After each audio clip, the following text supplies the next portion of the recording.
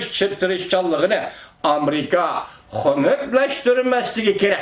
Deydi o David Orbiti. Bayanatçı mundaq dedi. Cungo Halk Vakillar Kurultayı'nın bayanatçısı Long Wenze mundaq dedi. Cungo Amerika'nın soğuk münasibetle uğraşı tefekkürüden ve zomigerlik mentakısıdan vazgeçişine aydakçılık kılımız. Cungo'nun içki işleri arlı işle tutup, derhal önümlük tedbir kollanıp, bundan kelip çıkan pasif akıbetlerini tüketip, emeli erikti bilen Amerika Cungo münasibetini kovduşuna aydakçılık kılımız. Bir yüzüm su içiyorlar geçiyorlar vatandaşlar.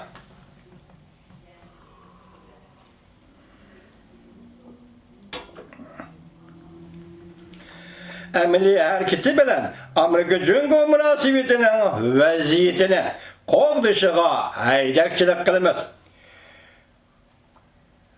12. ayının 17. günü Amerika Koşmuş Ştatları Devlet Meclisi 2020 yıllık maliye yılında devlet müdafiyesiga hukuk beriş kanun loyihasini ma'qulladı.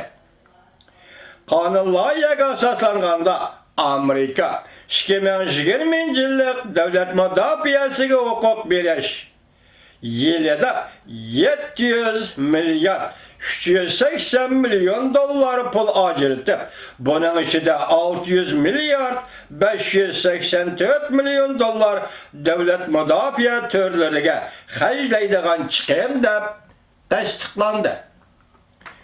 715 milyon dolar devlet sırtida harbiy harakatlarga sarf qilinadi. Qonun loyihada havo boshlig'i armiyasi qurib, Amerika armiyasının 6. xil armiyasi qilib bekitildi. Dikkat qilishga arziydigan bir taraf shuki, yuqorqi qonun loyihada ko'p turli Tayvanning bexatarligi va mudofiasini kuchaytirish hamda Tayvan Amerika hamkorligi modellarini mazmun qildi. Bunun içinde yana 5 burcaklık binada Amerika Tayvan internet bexatarligi xizmat guruhi qurish to'g'risida doklad berish talab qilindi.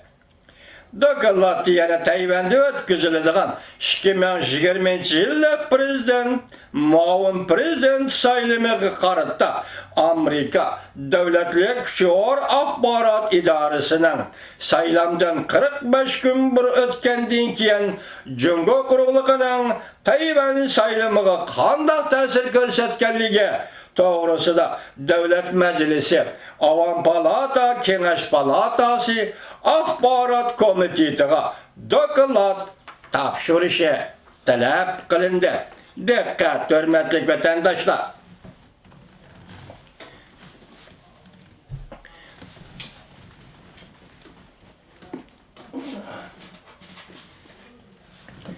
Ben bu kitapta o'tgan sizlarga o'qib berdim. Mesela Tibet to'g'risida Amerika Davlat Majlisi nima qaror qilganligini diqqat qilinglar vatandoshlar.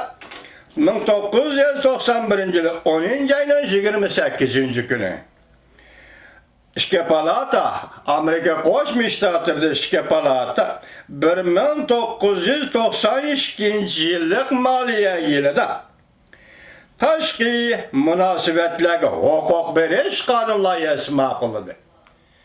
Biz onun mazmuni siz ko'rishib bo'lganmi yoki nimaga solishtiramiz? Bugungi kanun loyiha 2020 yillik davlat mudofiasiga hukuk berish kanun loyihasi. Vatandaş. Mesela 91 yılı 10. ayının 28. gündeki tashqi münasibetlerge hukuk berish kanun loyihasi. Onun da nima deyilgan edi? Tibet tajovuz qilingan Bijalindi Joshvan Goja tajovuz qilib egalli bilingan egillik huquqliq davlat. 1991 yılı 10. ayının 28.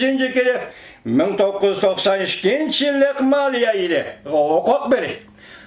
Tashqi münasibetlerge hukuk berish kanun loyihasida Tibet to'g'risi nima deyildi? Cungo hazır Tibetni kanunsuz egellep turuptu. Yani kanunsuz egelledi. Cungo FIFA Kongji Şizang. İkincisi nimedeydi? İkincisi nimedeydi? Cungo Cellen Şizang'ınti. Cungo'nun Tibetni egelleş meselesi. Muşu bir qatar meselelerde makullangan kanun layihəsinin ismiga dikkat kılın.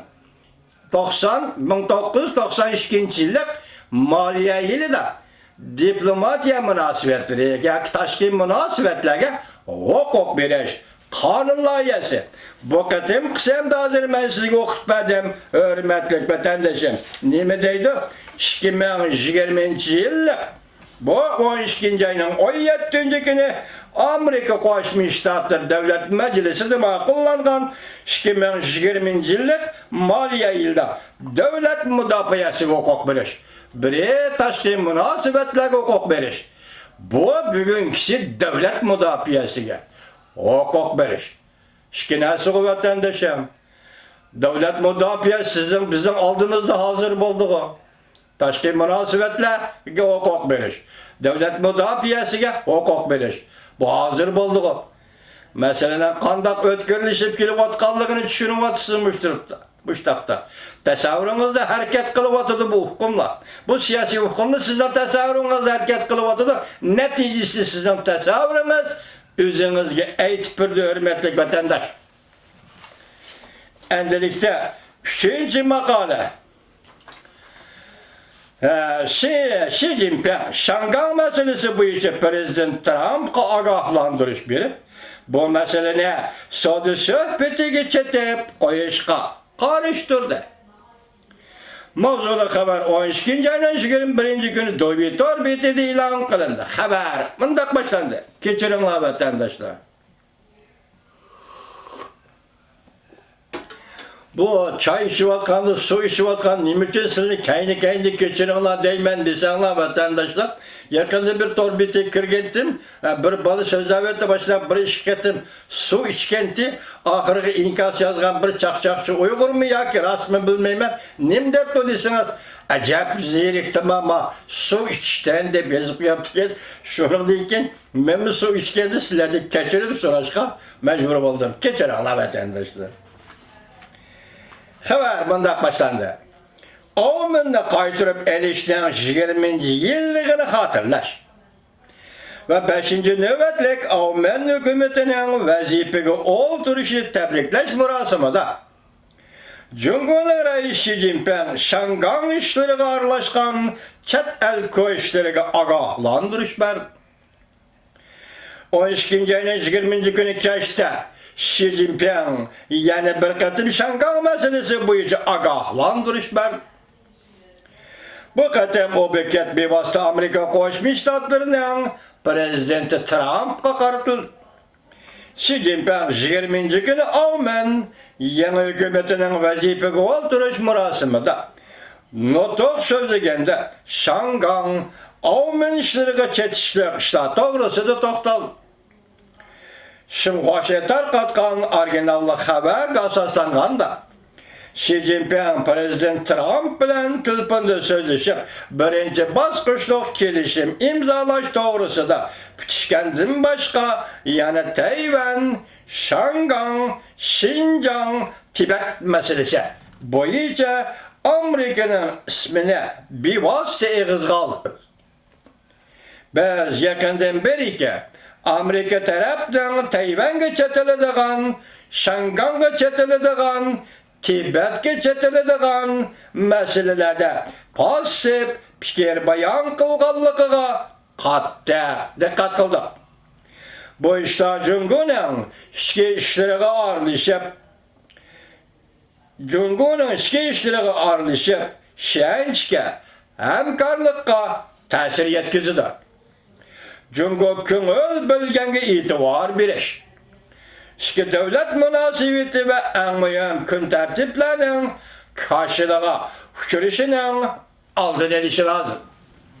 Yaqindan beri Amerika Qo'shma Shtatlari Davlat Majlisi Avam palatasi, Kengash palatasi ayrim holda Tayvan Seyli Seyahat Kanun Layihesi, Şangay Kişilik Hukuk Demokratiya Kanun Layihesi, Uygur Kişilik Hukuk Siyaset Kanun Layihesi, Tibet Siyasi ve Kollaş Kanun Layihesi, Katarlık Cungaga münasebetlik kanun layihe makullap, Prezident Trump bunun içinde Tayvan Seyli Seyahat Kanun Layihesi'ne ve Şangay Kişilik Hukuk Demokratiya Kanun Layihesi'ne imza koydu.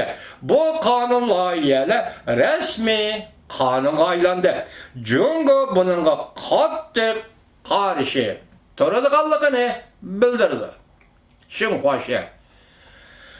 Prezident Trump 20. günü Twitter'da fikir kaldırıp munda görsetti. Amerika Cungo sodu kelişimiga alakadar Xi Jinping bilen yaxşı fikir almaştırdı. Cungo Amerika'dan yezi igilik mahsulatlarını zor miktarda setip elişke başladı. Hazır resmi kelişimge imza koyuş orallaştırılıvatıdı. Buradan buran Amerika Cungo birinci basqışlık kelişimnin yazmın loskisi toğrısıda birden fikirge gelişti. Bu 9 bab öz sigalıdı. Amerika Cungo'ga koyulavatkan bajını yok koran normadan tüven normaga çüreşke vədə Xi Jinping'nin başkalarının ismini atıp tenkit kılışlarına karata Prezident Trump Twitter'da mındak